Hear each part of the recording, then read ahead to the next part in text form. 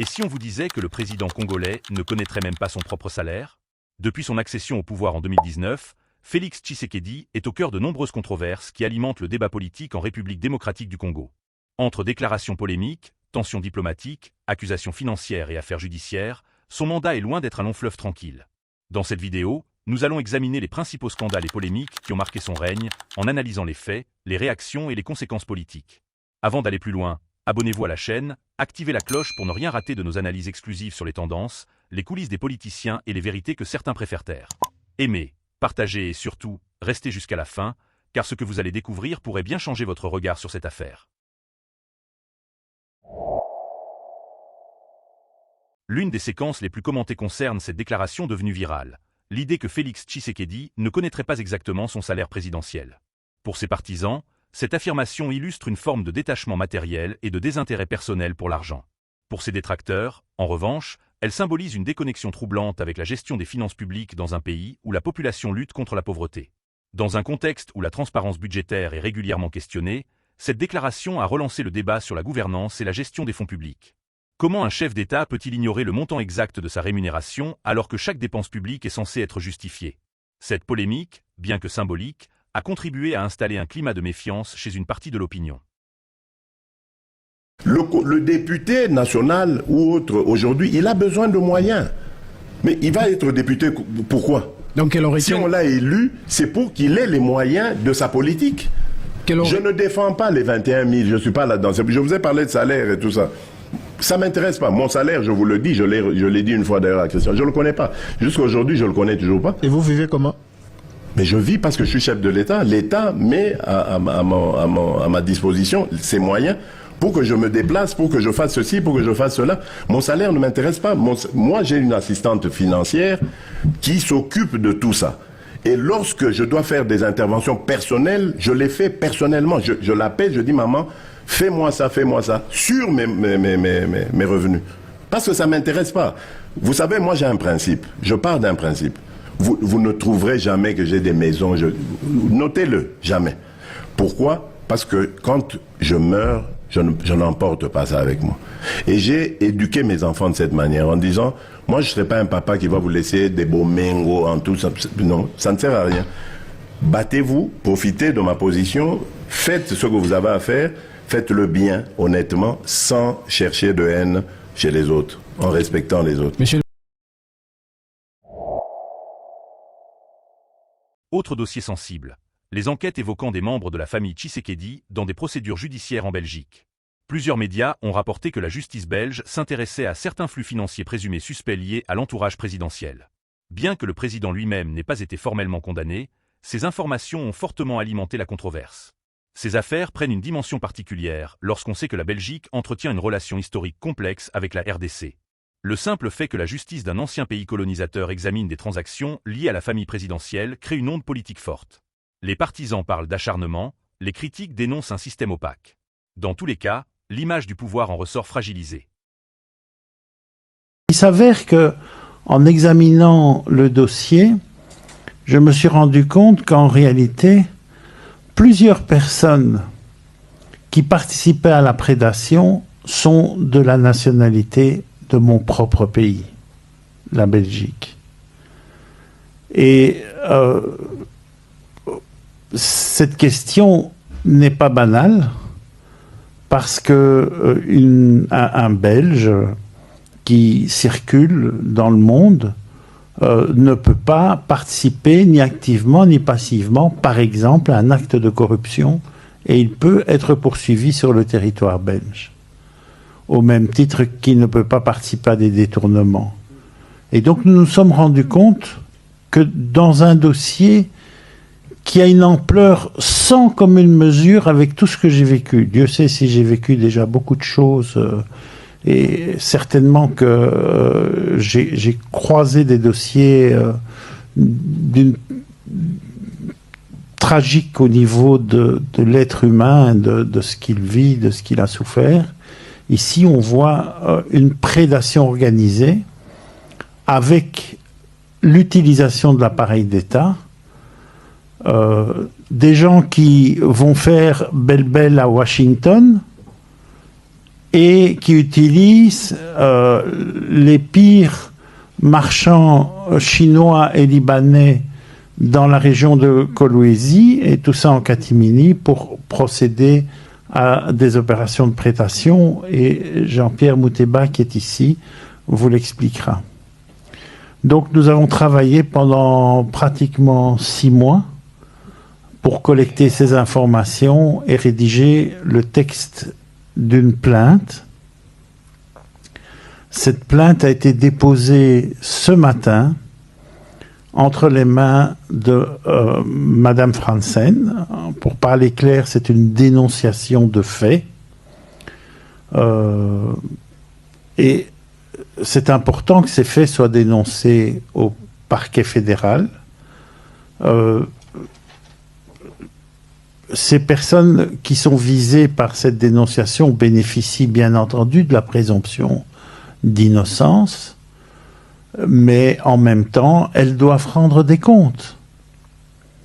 Et nous espérons qu'un travail d'enquête va être mené. Ce que nous avons proposé aussi au parquet fédéral, dans la lettre, c'est une liste confidentielle de témoins et de personnes qui sont au cœur de la Gécamine, au cœur des acteurs miniers du Haut-Lualaba, qui sont au cœur de certaines opérations, qui sont dégoûtés et qui sont prêtes à venir expliquer ce qui se passe et coopérer à la manifestation de la vérité.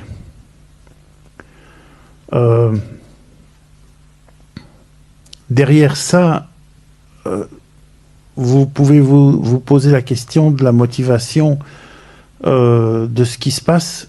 Je vous avoue que le débat, savoir qui demain va gouverner le Congo, qui va rester au pouvoir, ne m'intéresse pas. La seule chose qui m'intéresse et qui est pour moi la question majeure, c'est les hommes et les femmes humbles, modestes, dans les villages, dans les mines, les orpailleurs, les artisans, les travailleurs du quotidien, qui sont méprisés aujourd'hui. Ces hommes et ces femmes. En pleine crise sécuritaire dans l'est du pays, une autre déclaration de Félix Tshisekedi a provoqué une vive réaction. Après avoir été accusé d'avoir qualifié des militaires de « clochards », le président a ensuite insisté sur sa volonté de redonner de la dignité aux forces armées. Dans un pays confronté à l'insécurité persistante, ces mots ont profondément marqué l'opinion. Face à la menace du groupe armé M23 et aux tensions récurrentes dans l'est de la RDC, la question de l'équipement, de la formation et du moral des troupes est centrale. Les propos présidentiels ont été perçus par certains comme une maladresse, par d'autres comme un constat brutal de la situation réelle de l'armée. Quoi qu'il en soit, cette séquence a révélé les fragilités structurelles des forces de défense congolaises. Le dernier exemple que je donnerai, il y en a plein, vous les connaissez, vous les vivez tous les jours, c'est celui qui me tient en ce moment à cœur, celui de la sécurité de notre pays. Lorsque je suis arrivé à la tête de ce pays, j'ai trouvé une armée, pardonnez-moi l'expression, de clochards.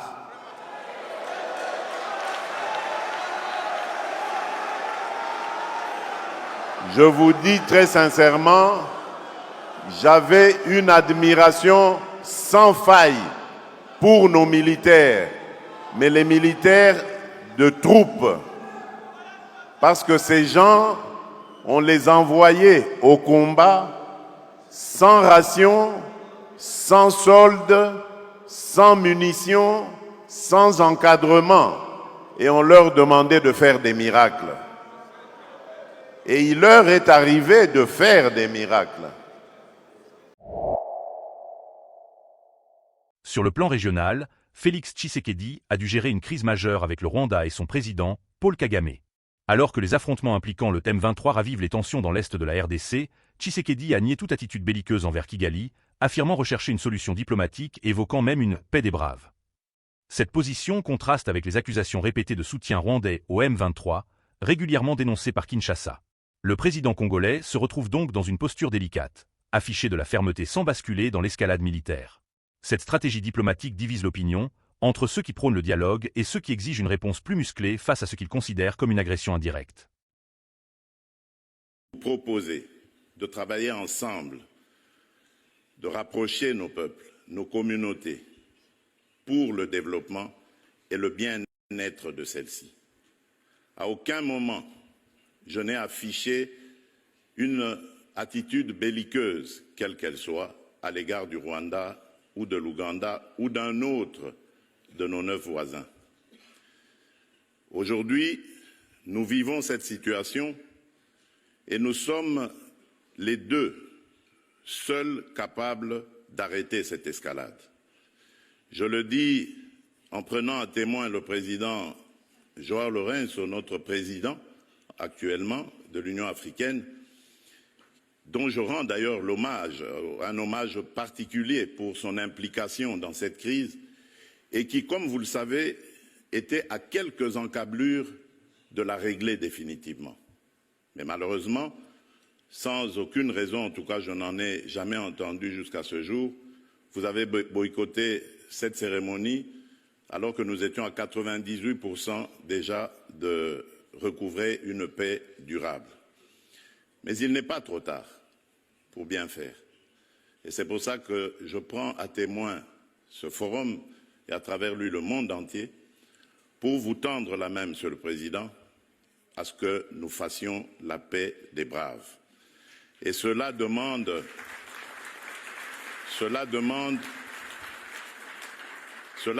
que vous donniez l'ordre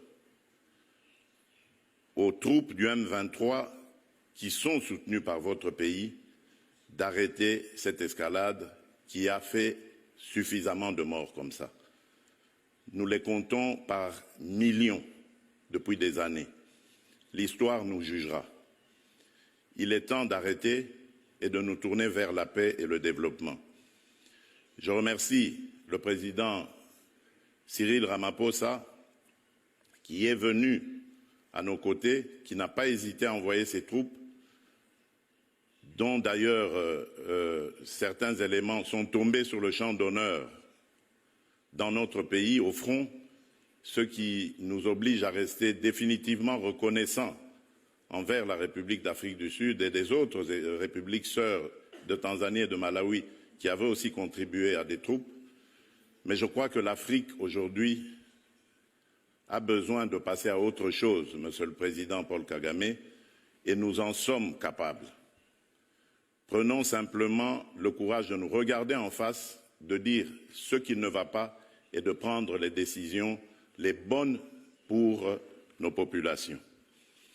Et donc, le plaidoyer que j'avais prévu pour appeler à des sanctions, je préfère le suspendre pour le moment, en attendant évidemment d'avoir la réponse du président Kagame, parce que j'ai vu ici dans la salle également l'émissaire du président Donald Trump, dont je salue l'implication dans la crise qui frappe mon pays, et à travers lui également nos amis et frères du Qatar.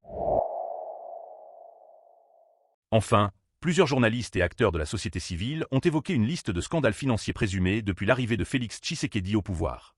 Des contrats publics controversés, des soupçons de détournement, des dépenses jugées excessives.